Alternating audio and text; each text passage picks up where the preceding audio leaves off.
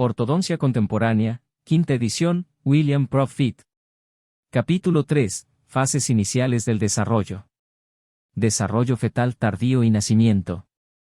Hacia el tercer mes de vida intrauterina, el feto humano pesa aproximadamente 1.000 gramos y, aunque todavía no está ni mucho menos preparado para vivir fuera del protector entorno intrauterino, es frecuente que pueda sobrevivir al nacimiento prematuro.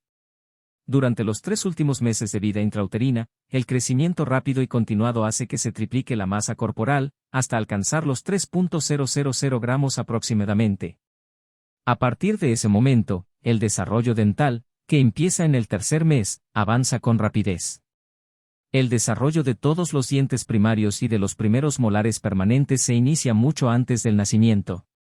Aunque la proporción de la masa corporal total representada por la cabeza va disminuyendo a partir del cuarto mes de vida intrauterina, debido al gradiente cefalocaudal de crecimiento que se comentó anteriormente, en el momento de nacer la cabeza aún supone casi la mitad de la masa corporal total y representa el principal impedimento para el paso del niño a través del canal del parto. Obviamente, el alargamiento y estrechamiento de la cabeza facilitaría el parto, lo que se consigue distorsionando literalmente su morfología. Este cambio de forma es posible porque persisten al nacer las fontanelas sin calcificar relativamente grandes entre los huesos planos de la cubierta cerebral. Al comprimir el canal del parto la cabeza, la cubierta cerebral, calvario, puede aumentar su longitud y reducir su anchura, adoptando la forma tubular deseada y facilitando el paso por el canal del parto. La relativa falta de crecimiento de la mandíbula antes del nacimiento también facilita el parto, ya que la presencia de un mentón óseo prominente en el momento de nacer supondría un problema considerable a la hora de atravesar el canal del parto. Muchos dentistas jóvenes, muy conscientes de los problemas ortodóncicos que pueden surgir posteriormente por una deficiencia ósea mandibular, han quedado sorprendidos al descubrir la notable deficiencia mandibular de sus propios hijos al nacer, por lo que hay que explicarles que es un fenómeno perfectamente normal y, de hecho, deseable. Después del nacimiento, la mandíbula crece más que el resto de las estructuras faciales y gradualmente se va poniendo a su nivel, acabando por alcanzar las proporciones adultas. A pesar de las adaptaciones físicas que facilitan el parto, este sigue siendo un proceso traumático. En el mejor de los casos, la llegada a este mundo requiere una serie de adaptaciones fisiológicas espectaculares. El crecimiento cesa durante algún tiempo y se puede producir una pequeña reducción del peso en los 7 a 10 primeros días de vida.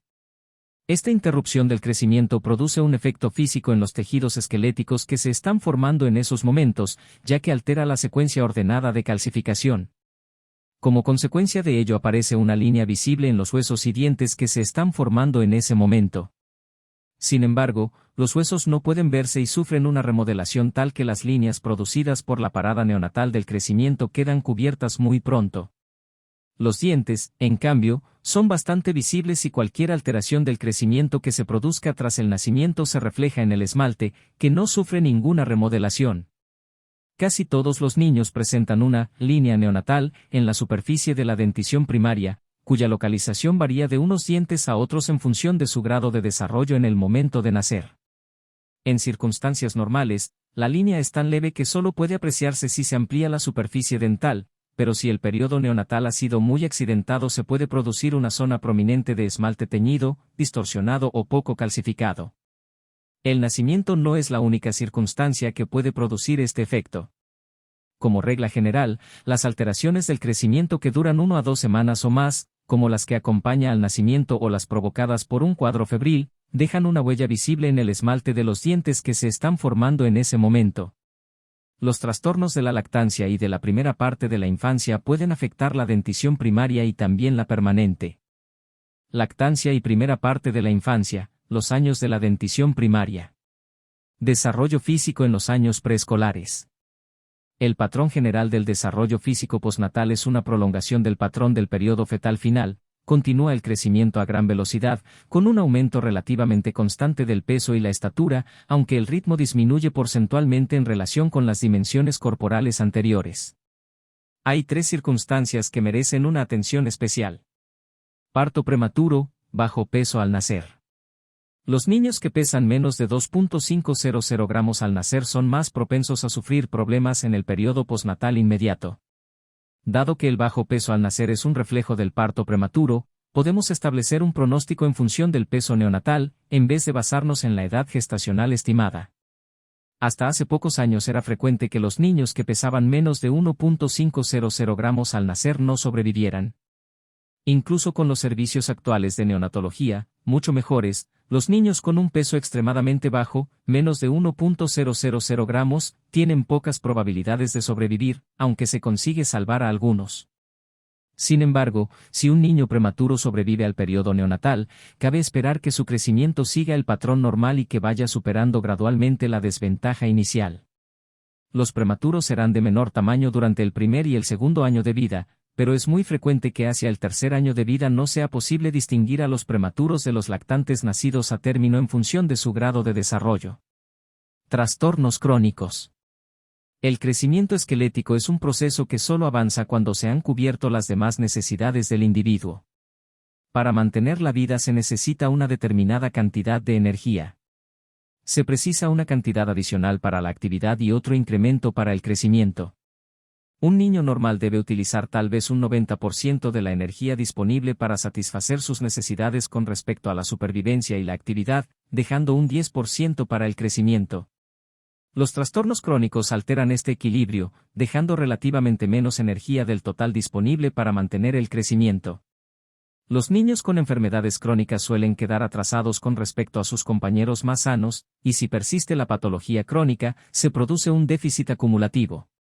Un episodio agudo da lugar a una pasajera interrupción del crecimiento, que si es relativamente breve no producirá efectos a largo plazo.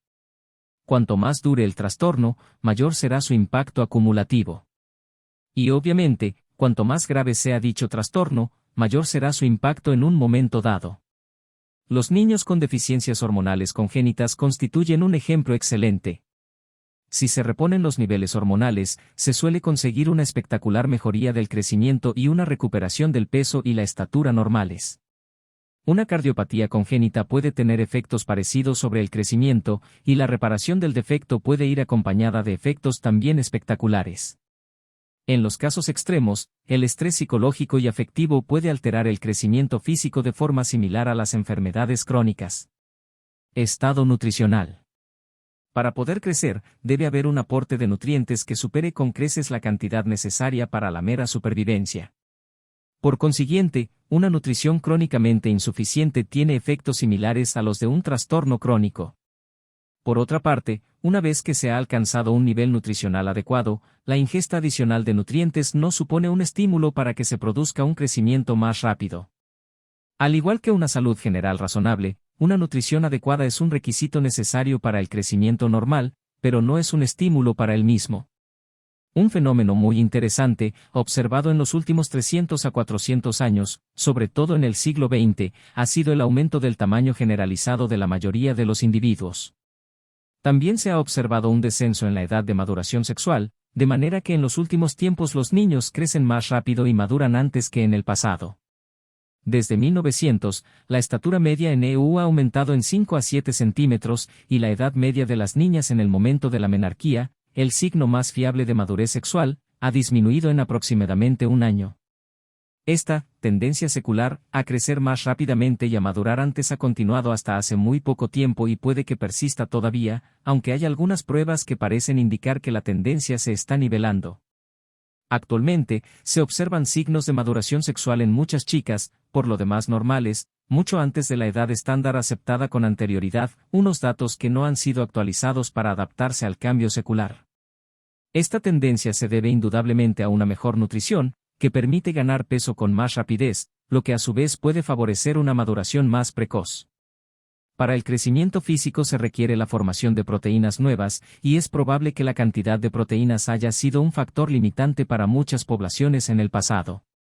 Una dieta adecuada en términos generales pero baja en oligominerales, vitaminas y otros componentes menores pero importantes puede haber limitado también la velocidad de crecimiento en el pasado, de manera que incluso un cambio muy pequeño con un aporte de elementos previamente deficitarios puede haber permitido un incremento considerable del crecimiento en algunos casos. Puede que la nutrición no permita explicar totalmente este fenómeno, ya que también se ha observado una tendencia secular a una maduración más temprana en grupos de población cuya nutrición no parece haber mejorado de manera significativa. La exposición a sustancias químicas medioambientales con efectos estrogénicos, por ejemplo, algunos pesticidas, puede estar contribuyendo a que se adelante la maduración sexual. También se han observado cambios en las proporciones corporales, que aparentemente reflejan las influencias medioambientales. Es interesante ver cómo han cambiado las proporciones del cráneo en el último siglo, ya que la cara y la cabeza se han agrandado y estrechado. Algunos antropólogos establecen que dichos cambios están relacionados con la tendencia a una dieta más blanda y a la presencia de cargas menos funcionales en el esqueleto facial, aunque no hay pruebas de ello. Maduración de la función oral. Las principales funciones fisiológicas de la cavidad oral son la respiración, la deglución, la masticación y la fonación. Aunque pueda extrañar a algunos que mencionemos la respiración como una de las funciones de la boca, ya que la principal entrada de la respiración es la nariz, las necesidades respiratorias son un determinante esencial para la posición de la mandíbula y la lengua. Para que el neonato pueda sobrevivir al nacer, hay que establecer en pocos minutos una vía respiratoria y mantenerla abierta. Tal y como ha demostrado Bousme con un estudio con radiografías de recién nacidos, para abrir dicha vía respiratoria es necesario deprimir la mandíbula y desplazar la lengua hacia abajo y hacia adelante, alejándola de la pared faríngea posterior. Esta maniobra permite el paso del aire por la nariz y la faringe hacia los pulmones. Los neonatos deben respirar obligatoriamente por la nariz y no pueden sobrevivir sin ayuda médica inmediata si tienen el conducto nasal bloqueado al nacer. Más adelante les es posible fisiológicamente respirar por la boca. Las necesidades respiratorias pueden alterar en cualquier momento de la vida la base pastorel de las actividades bucales. El feto practica, dentro del útero, los movimientos respiratorios, aunque los pulmones no se inflan en esos momentos. También degluten durante los últimos meses de vida fetal, y parece ser que el líquido amniótico deglutido es un importante estímulo para la activación del sistema inmunitario del lactante. Una vez que se ha establecido una vía respiratoria, la siguiente prioridad del neonato es la obtención de leche y su introducción en el aparato digestivo. Esto se consigue mediante dos maniobras: amamantar, no succionar, con lo que se suele confundir, y deglutir. Los conductos galactóforos de los mamíferos lactantes están rodeados por musculatura lisa, que se contrae para expulsar la leche. Para obtenerla, el lactante no tiene que succionarla del pecho materno, ya que probablemente no podría hacerlo. En vez de ello, el niño estimula la musculatura lisa para que se contraiga e inyecte la leche en su boca. Esto lo consigue al amamantar, acción que consiste en pequeños movimientos de mordisqueo con los labios, una acción refleja en los lactantes. Cuando la leche pasa a su boca, solo hace falta que acanale la lengua y deje que fluya hacia la faringe y el esófago. Sin embargo, la lengua debe estar situada anteriormente, en contacto con el labio inferior, para que la leche se pueda depositar sobre la misma. Esta secuencia de sucesos define la deglución del lactante, que se caracteriza por las contracciones activas de la musculatura labial, la propulsión de la lengua para ponerla en contacto con el labio inferior y la escasa actividad de la musculatura lingual posterior o faríngea. La posición de la lengua contra el labio inferior es tan habitual en los lactantes que es la postura que suelen adoptar en reposo, y a menudo es posible mover con cuidado el labio del niño y observar que la punta de la lengua se mueve con el mismo, casi como si estuvieran pegados. El reflejo de amamantamiento y la deglución del lactante suelen desaparecer durante el primer año de vida. Con la maduración del lactante se produce una creciente activación de los músculos elevadores de la mandíbula al deglutir. Según se van añadiendo a la dieta alimentos semisólidos, y finalmente sólidos, el niño tiene que utilizar la lengua de un modo más complejo para formar un bolo, colocarlo sobre la línea media de la lengua y transportarlo hacia atrás. Los movimientos masticatorios de un niño pequeño implican típicamente un desplazamiento lateral de la mandíbula al abrirse, un retroceso hacia la línea media y el cierre posterior para poner los dientes en contacto con los alimentos. En el momento en que empiezan a erupcionar los molares primarios, este patrón de masticación juvenil ya está muy arraigado y los movimientos más complejos de la parte posterior de la lengua producen una transición apreciable que deja atrás la forma de deglución del lactante. En términos generales, podemos afirmar que la maduración de la función oral sigue un gradiente anteroposterior. Al nacer, los labios son relativamente maduros y permiten mamar con fuerza, mientras que las estructuras más posteriores son bastante inmaduras.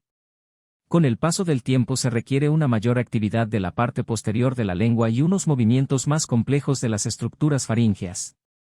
Este principio de maduración, de delante a atrás, se aprecia especialmente en la adquisición del habla.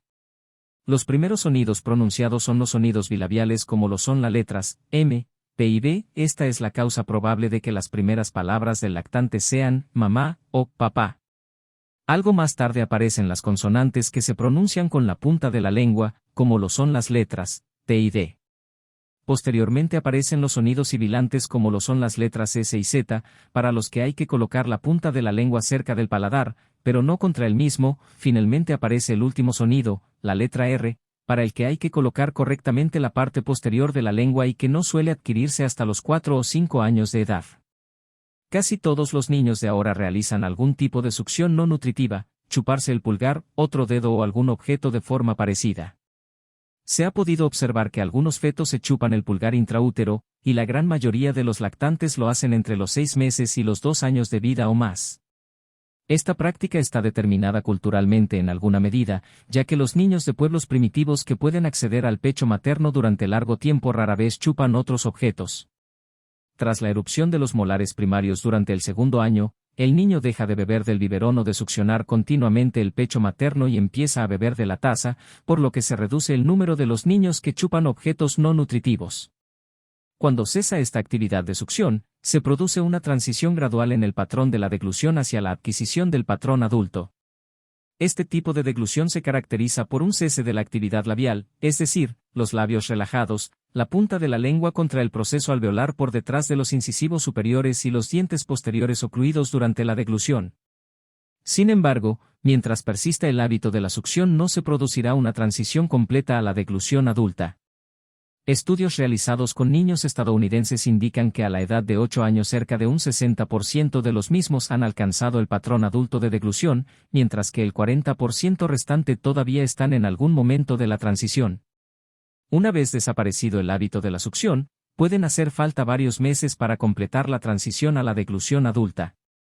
No obstante, esto se ve complicado por el hecho de que una mordida abierta anterior, posible si se ha mantenido el hábito de la succión durante mucho tiempo, puede demorar aún más la transición por la necesidad fisiológica de cerrar el espacio anterior.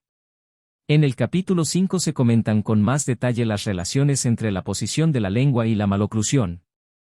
El patrón de masticación del adulto se diferencia bastante del patrón típico de un niño. Generalmente, un adulto abre la boca hacia abajo y después desplaza lateralmente la mandíbula y pone los dientes en contacto, mientras que un niño desplaza la mandíbula lateralmente al abrir la boca.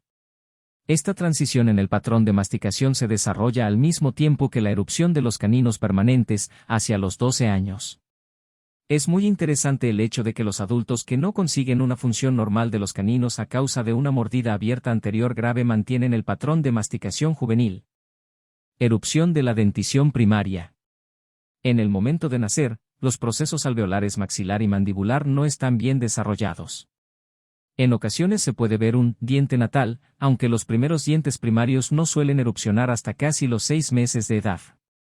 El diente natal puede ser supernumerario, formado por una aberración en el desarrollo de la lámina dental, aunque habitualmente solo es un incisivo central muy precoz, pero del todo normal. Dada la posibilidad de que sea perfectamente normal, no se debe extraer un diente natal a la ligera. Los momentos de la erupción son relativamente variables, hasta 6 meses de adelantamiento o de demora están dentro de los límites normales. Sin embargo, la secuencia de la erupción suele mantenerse constante. Podemos esperar que salgan primero los incisivos centrales inferiores, seguidos muy de cerca por los restantes incisivos. Tras un intervalo de 3 a 4 meses erupcionan los primeros molares maxilares y mandibulars, y al cabo de otros 3 a 4 meses lo hacen los caninos maxilares y mandibulars, que casi llenan el espacio que existe entre el incisivo lateral y el primer molar. La dentición primaria suele completarse hacia los 24 a 30 meses con la erupción de los segundos molares mandibulars y después de los maxilares. El espaciamiento es normal en toda la parte anterior de la dentición primaria, pero resulta especialmente notable en 2 puntos conocidos como los espacios de primate. Casi todos los primates subhumanos presentan estos espacios durante toda su vida, de ahí su nombre. En el arco maxilar, el espacio de primate se encuentra entre los incisivos laterales y los caninos, mientras que en el arco mandibular se sitúa entre los caninos y los primeros molares. Los espacios de primate aparecen normalmente en el momento de la erupción de los dientes. Suele haber en un primer momento espacios de desarrollo entre los incisivos, pero aumentan algo con el crecimiento del niño y la expansión de los procesos alveolares. El espaciamiento generalizado de los dientes primarios es un requisito para que los incisivos permanentes se puedan alinear correctamente. Segunda parte de la infancia, los años de la dentición mixta. Desarrollo físico en la segunda parte de la infancia. La segunda parte de la infancia, desde los 5 a 6 años hasta la pubertad, se caracteriza por importantes cambios sociales y de conducta y por una prolongación del patrón de crecimiento físico del periodo anterior. Sin embargo, conviene tener presente las diferencias normales en la velocidad de crecimiento para los diferentes órganos y tejidos. En esta segunda parte de la infancia se observa la mayor disparidad en el desarrollo de los distintos órganos y tejidos. Hacia los 7 años de edad, el niño ha completado prácticamente su desarrollo neural. El cerebro y su cubierta han alcanzado el mayor tamaño que pueden alcanzar, y ya no es necesario comprarle al niño una gorra de mayor tamaño como consecuencia del crecimiento, a no ser que se deje crecer el pelo, por supuesto. El tejido linfoide de todo el cuerpo ha proliferado, superando los niveles habituales en los adultos, y son frecuentes las amígdalas y adenoides de gran tamaño. Por el contrario, el crecimiento de los órganos sexuales apenas se ha iniciado y el crecimiento corporal general solo está moderadamente adelantado. Durante la primera parte de la infancia va disminuyendo gradualmente el ritmo de crecimiento corporal general, en comparación con el ritmo tan rápido de la lactancia, y se estabiliza en un nivel más moderado durante la segunda parte de la misma. Tanto la nutrición como la salud general pueden influir en el nivel al que se produce esa estabilización. Valoración de la edad ósea y de otras edades de desarrollo. Al planificar el tratamiento ortodóntico puede ser importante saber cuánto resta del crecimiento esquelético, por lo que a menudo es necesario valorar la edad ósea. La valoración de la edad ósea se debe basar en el grado de maduración de una serie de indicadores del esqueleto. La referencia habitual para valorar el desarrollo esquelético es la osificación de los huesos de la mano y la muñeca. Una radiografía de la mano y de la muñeca permite visualizar unos 30 huesos pequeños, todos con un orden de osificación predecible. Aunque el examen de los huesos por separado carece de valor diagnóstico, la valoración del grado de desarrollo de los huesos de la muñeca, la mano y los dedos puede darnos una idea muy exacta del nivel de desarrollo esquelético del niño. Para ello simplemente hay que comparar una radiografía de la mano y la muñeca del paciente con placas de referencia sobre el desarrollo de la mano y la muñeca. En los últimos años, se ha desarrollado una valoración similar de la edad esquelética basada en las vértebras cervicales, tal y como se ve en las radiografías cefalométricas. La figura 3A12 describe e ilustra las características en las que hay que basarse para describir el envejecimiento vertebral. Dado que las radiografías cefalométricas se solicitan sistemáticamente en los pacientes ortodónticos, este método tiene la ventaja de que no se necesitan más radiografías. Aunque en algunos informes recientes se ha cuestionado la exactitud del cálculo de la edad esquelética a partir de las vértebras cervicales, en la mayoría de los estudios se llega a la conclusión de que tiene prácticamente la misma exactitud que la calculada a partir de las radiografías de la mano-muñeca.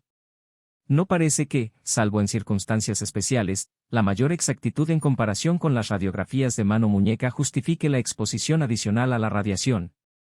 Las edades de desarrollo pueden establecerse basándose en cualquiera de los numerosos criterios existentes, siempre que exista alguna escala con la que se puedan comparar los progresos del niño.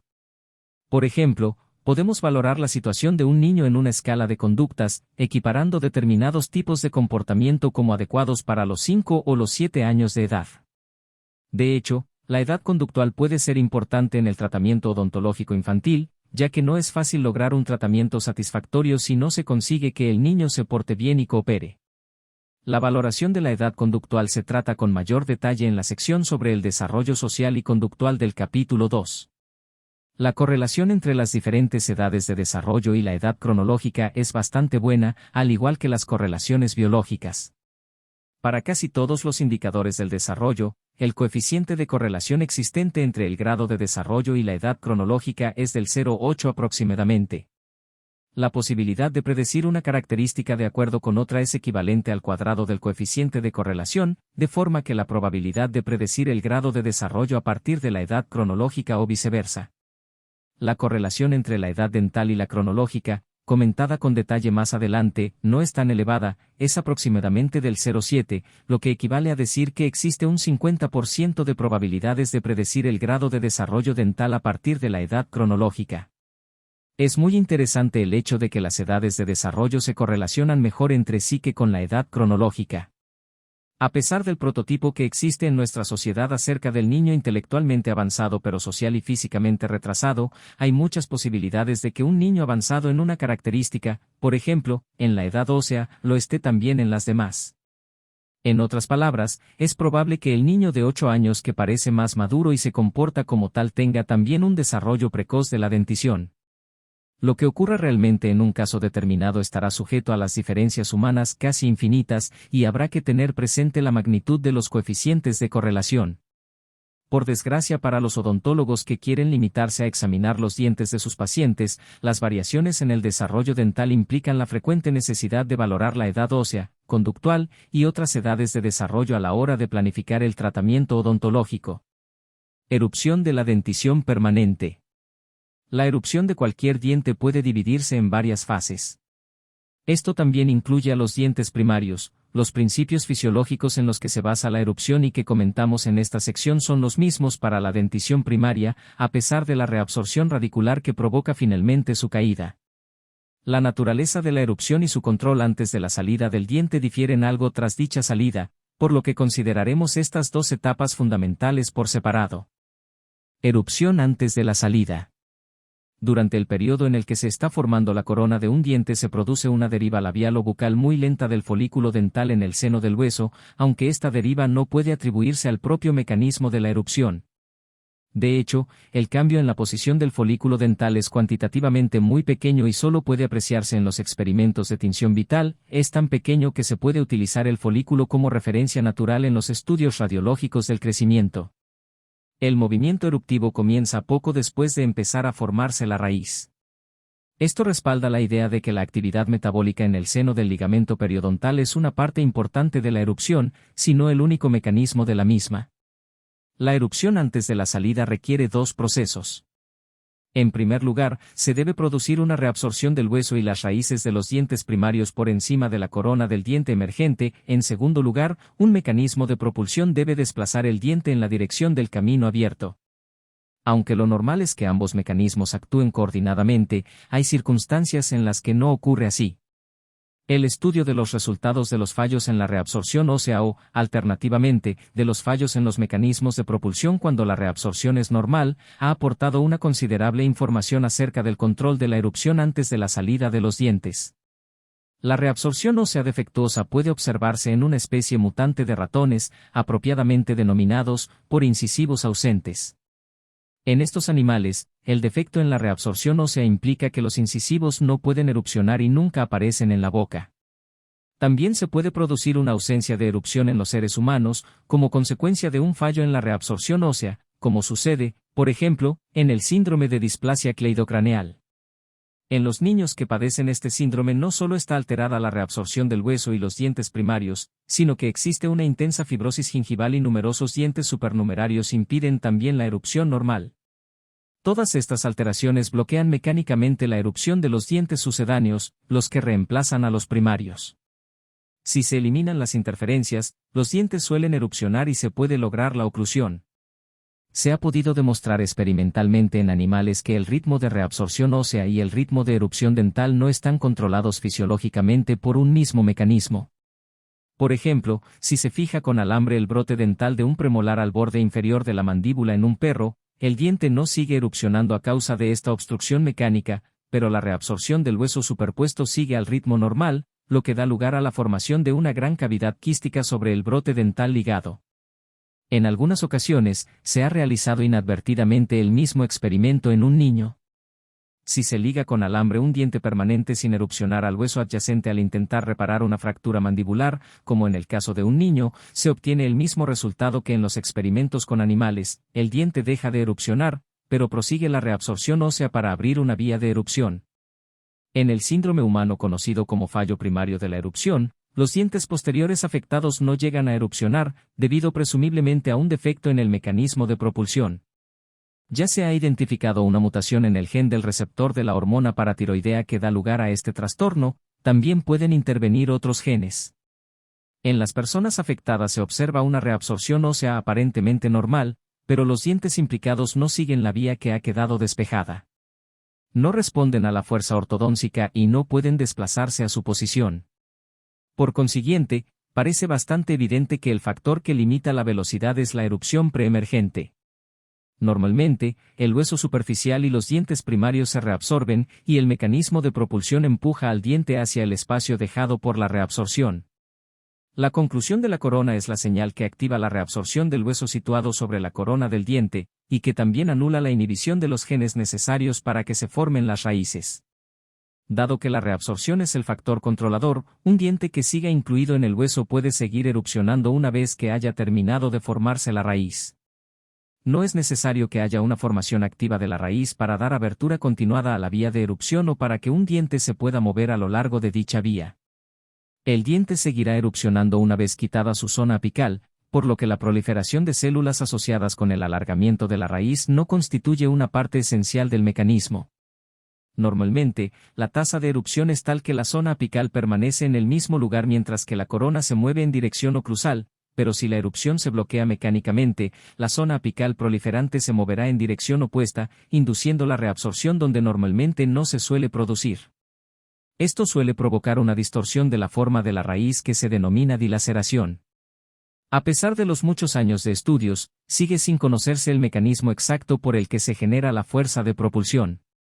Parece ser que el mecanismo de erupción anterior a la emergencia de un diente en la boca es diferente al mecanismo posterior a la emergencia del diente.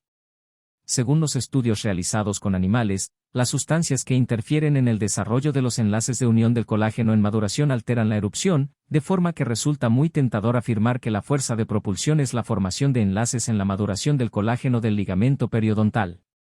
Este parece ser el caso después de que el diente entra en funcionamiento, pero las fibras de colágeno no están bien organizadas antes de la salida del diente a la boca, lo que significa que la maduración del colágeno no puede ser el mecanismo primario para que un diente se desplace a lo largo de su vía de erupción preemergente.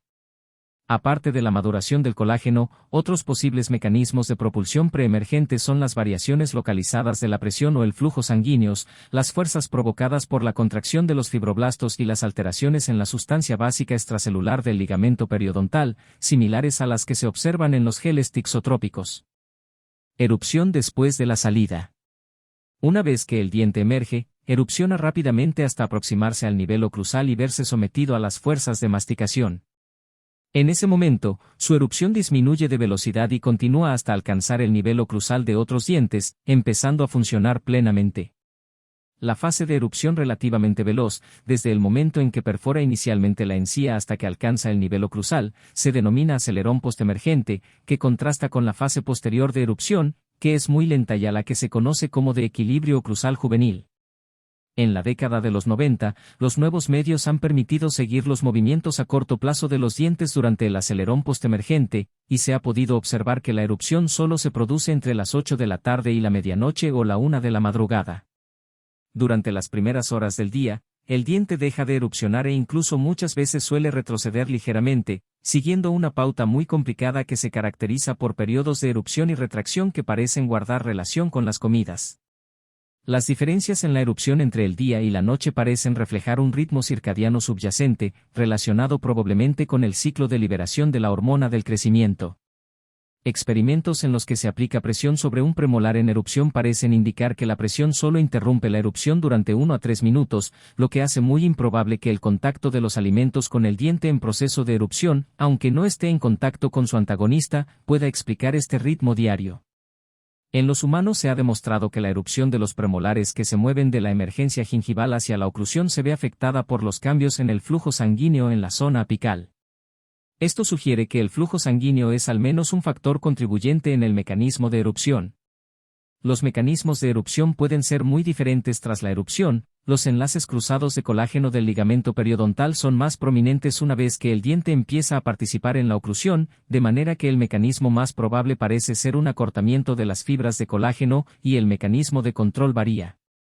Parece obvio que cuando el diente se ve sometido a las fuerzas de masticación que se oponen a la erupción disminuirá el ritmo general de la misma, y así es como sucede exactamente. En los seres humanos, una vez que los dientes alcanzan el nivel oclusal, la erupción continúa de forma casi imperceptible, pero indudable. Durante el equilibrio juvenil, los dientes que están en función erupcionan a un ritmo que se corresponde con el ritmo de crecimiento vertical de la rama mandibular. Al seguir creciendo la mandíbula, se aleja del maxilar, dejando un espacio hacia el que erupcionan los dientes. No obstante, se ignora el mecanismo exacto de control de la erupción para adecuarla al crecimiento mandibular, y dado que algunos de los problemas ortodóncicos más difíciles aparecen cuando la erupción no coincide con el crecimiento, este es un aspecto muy importante que hay que seguir investigando. La cantidad de erupción necesaria para compensar el crecimiento mandibular puede apreciarse mejor observando lo que sucede cuando se anquilosa un diente, es decir, se fusiona con el hueso alveolar. Un diente anquilosado parece quedar sumergido durante un tiempo y permanece al mismo nivel vertical mientras los otros siguen erupcionando. La ruta total de erupción de un primer molar permanente mide aproximadamente 2,5 centímetros. De esa distancia, casi la mitad la recorre después de alcanzar el nivel oclusal y empezar a funcionar.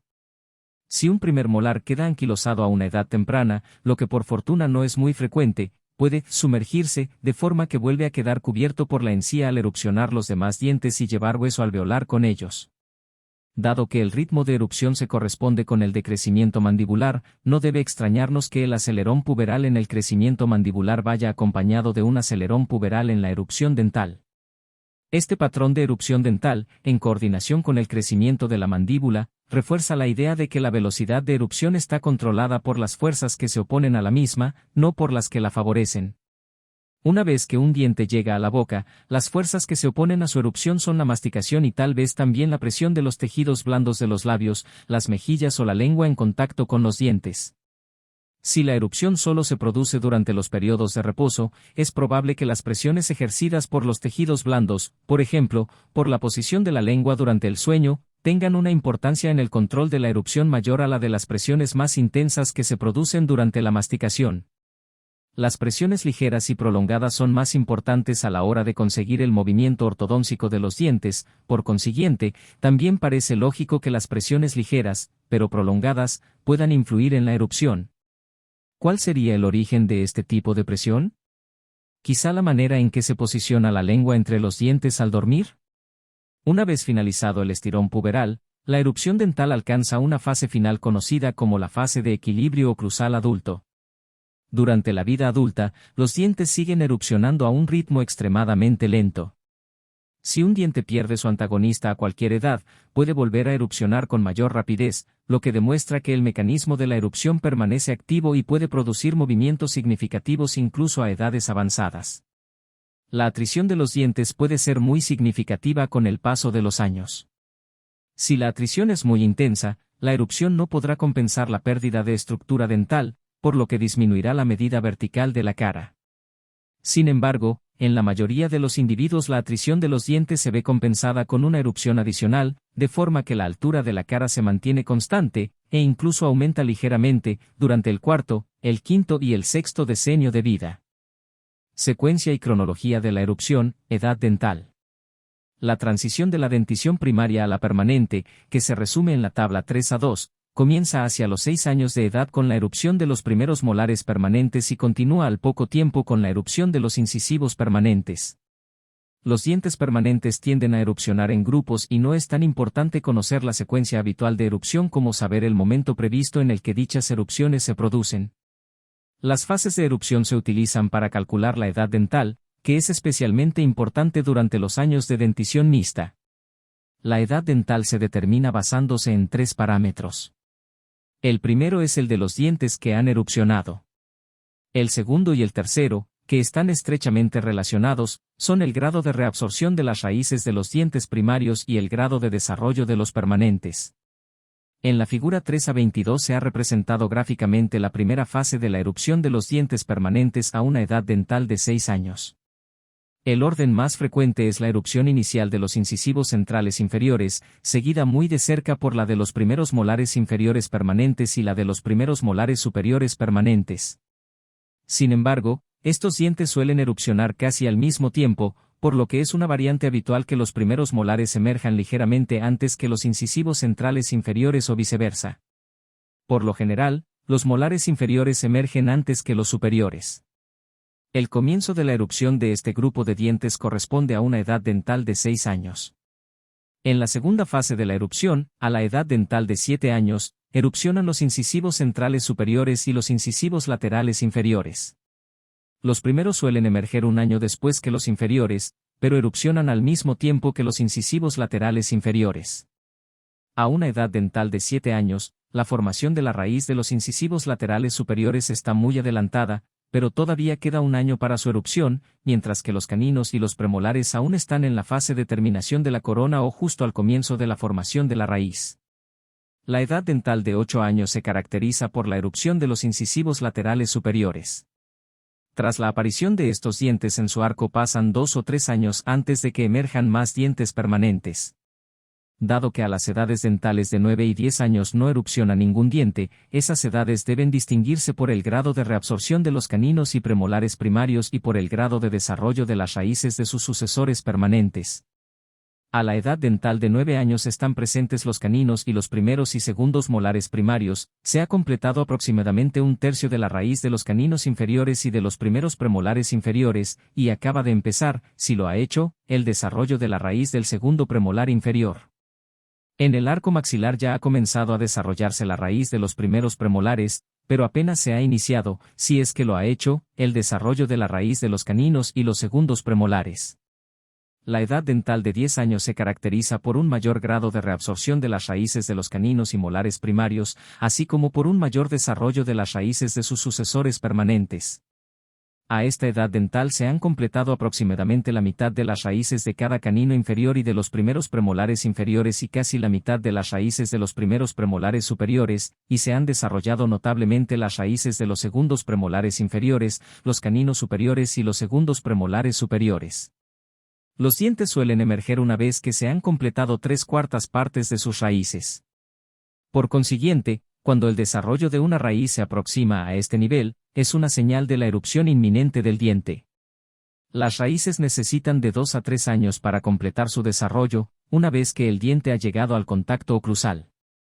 Así pues, otro indicador de la edad dental de 10 años sería la conclusión del desarrollo de las raíces de los incisivos inferiores y la casi conclusión de las raíces de los laterales inferiores. Hacia la edad dental de 11 años deben haberse completado las raíces de todos los incisivos y de los primeros molares permanentes. La edad dental de 11 años se caracteriza por la erupción de otro grupo de dientes, los caninos inferiores, los primeros premolares inferiores y los primeros premolares superiores, que erupcionan más o menos simultáneamente. En el arco mandibular, los caninos suelen aparecer justo antes que los primeros premolares, pero lo importante es la coincidencia en el momento de la erupción, no los detalles sobre el orden de aparición. Por otra parte, los primeros premolares suelen erupcionar en el arco maxilar mucho antes que los caninos. A la edad dental de 11 años, los únicos dientes primarios que quedan son los caninos, y los segundos molares superiores y los segundos molares inferiores. A la edad dental de 12 años erupcionan los restantes dientes sucedáneos permanentes. El término sucedáneo se refiere a los dientes permanentes que reemplazan a los predecesores primarios, por consiguiente, un canino es un diente sucedáneo, mientras que un primer molar no lo es. Además, a esta edad dental se acerca el momento de la erupción de los segundos molares permanentes en ambos arcos. Los dientes sucedáneos completan su erupción antes de que emerjan los segundos molares en la mayoría de los niños normales, pero no siempre. Aunque la mineralización suele comenzar más tarde, se pueden observar los inicios de los terceros molares hacia los 12 años de edad. Las edades dentales de 13, 14 y 15 años se caracterizan por el grado de culminación del desarrollo de las raíces de los dientes permanentes. Hacia la edad dental de 15 años, la formación de un tercer molar se visualizará en las radiografías, y deben haberse completado las raíces de los restantes dientes permanentes. Como sucede en las demás edades de desarrollo, que se comentan con más detalle en los párrafos siguientes, la edad dental guarda relación con la edad cronológica, aunque la correlación entre la edad dental y la cronológica es una de las más débiles. En otras palabras, los dientes erupcionan con una variabilidad considerable respecto a las edades cronológicas que se emplean como referencia. Sin embargo, sigue siendo cierto que los dientes erupcionan por etapas, tal como acabamos de describir. En un niño con un desarrollo dental precoz, los incisivos centrales y los primeros molares inferiores pueden erupcionar a los 5 años, alcanzando la edad dental de 12 años a la edad cronológica de 10. Un niño con un desarrollo dental lento puede alcanzar la edad dental de 12 años a la edad cronológica de 14, lo cual está dentro del intervalo de variación normal. Cambios en el orden de erupción y asimetrías en la velocidad de erupción. Los cambios en el orden de erupción constituyen un signo mucho más fiable de que existe un trastorno en el desarrollo normal que una demora o una aceleración generalizada. Cuanto más se aparta un diente de su posición prevista en el orden de erupción, más probabilidades existen de que haya algún tipo de problema. Por ejemplo, un retraso en la erupción de los caninos superiores hasta la edad de 14 años está dentro de las variaciones normales, siempre que también se demore la erupción de los segundos premolares. Sin embargo, si los segundos premolares han erupcionado a los 12 años y los caninos no, es probable que exista alguna alteración. Hay algunas variaciones razonablemente normales en el orden de erupción que tienen importancia clínica y que deben conocerse. 1. La erupción de los segundos molares antes que los premolares en el arco mandibular. 2. La erupción de los caninos antes que los premolares en el arco maxilar. 3. Las asimetrías en la velocidad de erupción entre el lado derecho y el izquierdo. La erupción precoz de los segundos molares inferiores puede resultar perjudicial en un arco dental en el que el espacio para acomodar los dientes está limitado. La erupción de los segundos molares antes que los segundos premolares tiende a mermar el espacio para estos últimos y puede dar lugar a un bloqueo parcial de los mismos en el arco mandibular. Por esta razón, cuando el segundo molar inferior erupciona precozmente puede ser necesario abrir espacio para que el segundo molar pueda completar su erupción. Cuando un canino superior erupciona aproximadamente al mismo tiempo que el primer premolar superior, recuérdese que este es el orden de erupción normal en el arco inferior, pero es anómalo en el superior, el canino probablemente se verá empujado en dirección labial. Los caninos superiores suelen emerger en posición labial cuando se produce una falta generalizada de espacio en el arco maxilar, ya que este diente es el último en erupcionar normalmente. No obstante, el desplazamiento del canino también puede ser una consecuencia desafortunada del orden de erupción. En casi todas las personas se observa una asimetría moderada en la velocidad de erupción entre ambos lados de la arcada dental. Un ejemplo llamativo de la forma en que la genética influye en el tiempo de erupción se observa en los gemelos idénticos, que suelen tener asimetrías en la dentición como las imágenes de un espejo en distintas fases de la erupción. Por ejemplo, si los premolares erupcionan un poco antes en la izquierda de uno de los gemelos, erupcionarán un poco antes en la derecha del otro. Sin embargo, la variación normal es de solo unos meses. Como regla general, si un diente permanente erupciona en un lado, pero el contralateral no lo hace en un plazo de 6 meses, hay que realizar una radiografía para investigar la causa del problema. Las variaciones menores entre ambos lados pueden ser normales, pero las variaciones importantes suelen indicar problemas. Relaciones espaciales en la sustitución de los incisivos. Si examinamos un cráneo diseccionado, podremos ver que en ambos arcos dentales los brotes de los incisivos permanentes se encuentran en una posición lingual y apical con respecto a los incisivos primarios. Como consecuencia de ello, los incisivos inferiores permanentes tienden a erupcionar en dirección ligeramente lingual y algo irregular, incluso en niños que tienen arcos dentales normales y espacios normales dentro de los arcos. En el arco maxilar es probable que el incisivo lateral emerja en posición lingual y permanezca así en caso de apiñamiento en el arco. Los caninos permanentes se sitúan más en línea con los caninos primarios. Si hay problemas en la erupción, estos dientes pueden desplazarse en sentido lingual o labial, pero lo habitual es que se desplacen labialmente, si no existe sitio suficiente para acomodarlos en el arco. Los incisivos permanentes son considerablemente mayores que sus predecesores primarios. Por ejemplo, el incisivo central inferior permanente tiene unos 5,5 milímetros de anchura, mientras que su predecesor primario tiene unos 3 milímetros. Dado que los demás incisivos y caninos permanentes son cada uno 2 a 3 milímetros más anchos que sus predecesores primarios, el espaciamiento entre los incisivos primarios no solo es normal, sino que es importantísimo, ya que en caso contrario no habría espacio suficiente para que los incisivos permanentes erupcionasen. El espaciamiento en la región de los incisivos primarios se distribuye normalmente entre todos los incisivos, no solo en los puntos de los espacios de primate.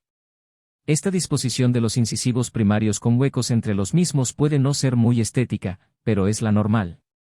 Tarde o temprano, todos los odontólogos se topan con una madre como la de Gianni, que está muy preocupada porque su hija tiene los incisivos permanentes apiñados. Su comentario preferido es, pero si Gianni tenía unos dientes preciosos cuando era pequeña. Lo que la madre quiere decir es que los incisivos primarios de Gianni carecían del espaciamiento normal. Una sonrisa similar a la de un adulto en un niño con dentición primaria es un hallazgo anómalo, los espacios son necesarios para la alineación de los dientes permanentes. En la figura 3a30 se han representado gráficamente los cambios en la cantidad de espacio antes de la erupción de los caninos. Se puede observar la cantidad excesiva de espacio en ambos arcos antes de que empiecen a erupcionar los incisivos permanentes. En el arco maxilar, el espacio de primate es mesial a los caninos y queda incluido en la gráfica. En el arco mandibular, el espacio de primate es distal al canino y añade casi otro milímetro al espacio total disponible en el arco inferior. Por consiguiente, el espaciamiento total es aproximadamente el mismo en ambos arcos. Normalmente, los molares primarios están muy juntos, por lo que no existe espaciamiento adicional en la zona posterior. Cuando erupcionan los incisivos centrales, ocupan prácticamente todo el exceso de espacio que existía en la dentición primaria normal. Al erupcionar los incisivos laterales, empieza a escasear el espacio en ambos arcos. Por lo general, el arco maxilar dispone del espacio justo para albergar la erupción de los incisivos laterales permanentes. Sin embargo, cuando erupcionan los incisivos laterales existen por término medio en el arco mandibular unas 6 milímetros menos de espacio disponible para los 4 incisivos inferiores de lo que se necesitaría para que se alinearan perfectamente. Esta diferencia entre el espacio necesario para los incisivos y el espacio disponible se conoce como compromiso de los incisivos. Debido al compromiso de los incisivos, un niño normal pasará por una etapa transitoria de apiñamiento de los incisivos inferiores a los 8 a 9 años de edad, aunque finalmente quede espacio suficiente para albergar a todos los dientes permanentes perfectamente alineados. En otras palabras, existe en el desarrollo normal un periodo en el que los incisivos inferiores están ligeramente apiñados y en circunstancias normales vuelve a haber espacio suficiente cuando erupcionan los caninos. ¿De dónde procede el espacio adicional para que se puedan alinear estos incisivos inferiores ligeramente apiñados? Casi todo el crecimiento mandibular se produce en la zona posterior, y no existe ningún mecanismo por el que la mandíbula pueda crecer fácilmente en sentido anterior. Más que del propio crecimiento mandibular, el espacio adicional procede de 3 fuentes. 1. Un ligero aumento de la anchura del arco dental en los caninos. Conforme avanza el crecimiento, los dientes erupcionan no solo hacia arriba, sino también ligeramente hacia afuera. Este aumento es pequeño, de unos 2 milímetros por término medio, pero contribuye a resolver el apiñamiento inicial de los incisivos. En el arco maxilar se gana más anchura que en el mandibular, y más en los chicos que en las chicas. Por este motivo, las chicas tienen una mayor tendencia al apiñamiento de los incisivos, sobre todo de los inferiores. 2. La ubicación labial de los incisivos permanentes en relación con los primarios. Los incisivos primarios tienden a mantenerse bastante erguidos. Al ser sustituidos por los incisivos permanentes, estos se inclinan ligeramente hacia adelante, formando el arco de un círculo más amplio. Aunque este cambio también es muy pequeño, añade 1 a 2 milímetros de espacio adicional en un niño normal. 3. La reubicación de los caninos mandibulars. Al erupcionar los incisivos permanentes, estos dientes no solo se ensanchan ligeramente, sino que se desplazan algo hacia el espacio de primate. Ello permite amortiguar el ligero aumento de anchura antes mencionado, debido a que el arco es más amplio en su parte posterior, y también proporciona 1 milímetro adicional de espacio. Dado que el espacio de primate es mesial a los caninos en el arco maxilar, no hay muchas posibilidades de que se produzca un cambio parecido en la posición anteroposterior de los caninos superiores. Conviene señalar que estos 3 mecanismos se producen sin un crecimiento óseo significativo en la parte anterior de los maxilares.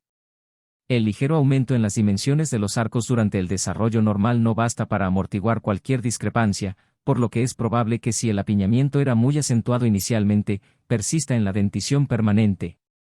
De hecho, el apiñamiento de los incisivos, la forma más frecuente de maloclusión de clase y de Angel, suele ser la forma más prevalente de maloclusión. Los incisivos centrales inferiores permanentes siempre están en estrecho contacto desde su erupción. Sin embargo, en el arco maxilar puede seguir habiendo un espacio, conocido como diastema, entre los incisivos centrales superiores permanentes tras la erupción de la dentición permanente.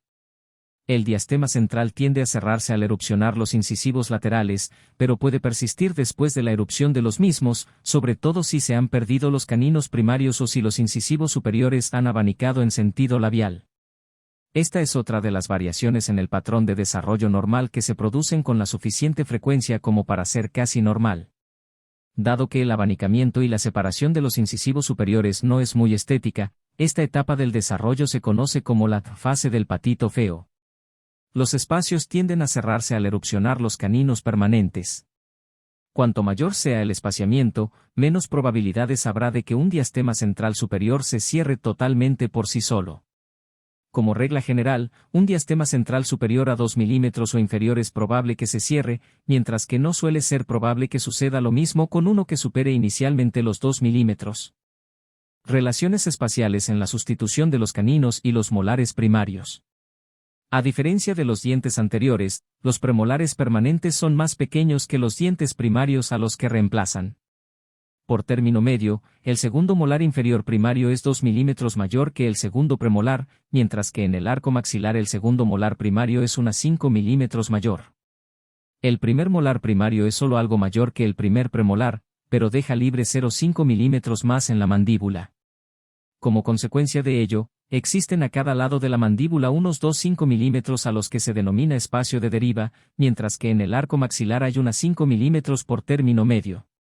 Cuando se pierden los segundos molares primarios, los primeros molares permanentes se adelantan, mesialmente, con una relativa rapidez, utilizando el espacio de deriva. Esto reduce la longitud y la circunferencia del arco, los cuales están relacionados, pero no son lo mismo, y suelen confundirse entre sí. Incluso en caso de que los incisivos estén apiñados, es habitual que los molares permanentes empleen el espacio de deriva para su desplazamiento mesial. En ese momento, existe una gran oportunidad para proceder al tratamiento ortodóntico, ya que se puede aliviar el apiñamiento utilizando el espacio de deriva, ver capítulo 12. Las relaciones oclusales de la dentición mixta son similares a las de la dentición permanente, pero los términos empleados para su descripción son algo diferentes. Una relación normal entre los molares primarios es la del plano terminal de encajado, representado en la figura 3A35. El equivalente a la clase 2 de Angel en la dentición primaria es el escalón distal, mientras que el escalón mesial corresponde a la clase 1. En la dentición primaria no suele verse un equivalente de la clase 3, debido al patrón normal de crecimiento craneofacial, en el que la mandíbula queda retrasada con respecto al maxilar. Al perderse los segundos molares primarios, los molares inferiores y superiores tienden a desplazarse mesialmente hacia el espacio de deriva, pero normalmente los molares inferiores se desplazan mesialmente más que sus equivalentes superiores. Este desplazamiento diferenciado contribuye a la transición normal desde la relación de plano terminal de encajado en la dentición mixta a la relación de clase y en la dentición permanente. El crecimiento diferenciado de la mandíbula con respecto al maxilar también contribuye notablemente a la transición de los molares. Como hemos comentado anteriormente, el patrón de crecimiento a esta edad se caracteriza por un mayor dimensionamiento de la mandíbula que del maxilar, de forma que la primera, relativamente deficitaria, va alcanzando gradualmente al segundo. Conceptualmente, podemos imaginar que los dientes superiores e inferiores están montados sobre plataformas móviles y que la plataforma de los dientes inferiores se mueve algo más rápido que la plataforma superior. Este diferente crecimiento entre los maxilares hace que la mandíbula avance ligeramente con relación al maxilar durante la etapa de dentición mixta. Si un niño tiene una relación intermolar de plano terminal de encajado a comienzos de la dentición mixta, necesitará un desplazamiento anterior de los molares inferiores de unos 3,5 milímetros en relación con los superiores para conseguir una transición sin problemas de la dentición permanente a una relación intermolar de clase 1. Casi la mitad de esa distancia se obtiene del espacio de deriva, que permite un mayor movimiento mesial del molar mandibular que del maxilar. La otra mitad se puede obtener por el diferente crecimiento de la mandíbula, que desplaza consigo a los molares inferiores.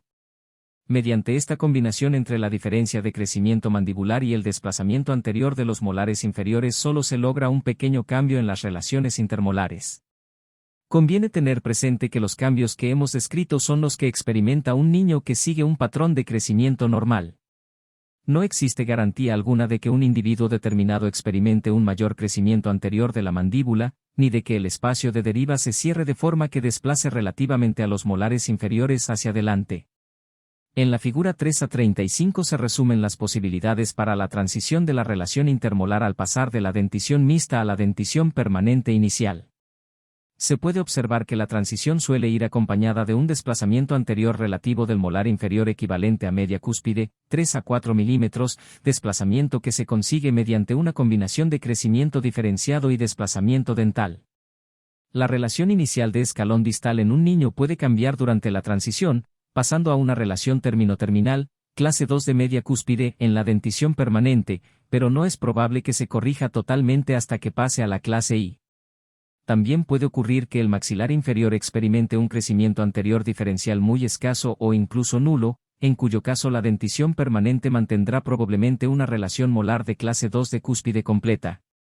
De manera similar, una relación de plano terminal de encajado, que da lugar a una relación término-terminal de los molares permanentes en su erupción inicial, también puede pasar a una relación de clase 1 en la dentición permanente, aunque a veces siga siendo término-terminal si el patrón de crecimiento no es favorable.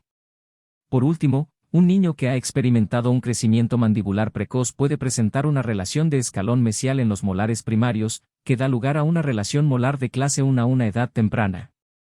Es bastante posible que esta relación de escalón mesial evolucione a una clase 3 de media cúspide durante la transición de los molares, progresando hasta una relación de clase 3 completa al continuar el crecimiento mandibular. Por otra parte, si la mandíbula deja de crecer más que el maxilar, la relación inicial de escalón mesial se puede convertir más adelante en una relación de clase 1. La realidad es que no todos los niños muestran una transición gradual de su relación molar primaria a una relación molar permanente de clase 1. Las variables fundamentales que influyen en la relación molar de la dentición permanente son la cuantía y la dirección del crecimiento mandibular, no el movimiento de los molares permanentes tras la pérdida de los segundos molares deciduos.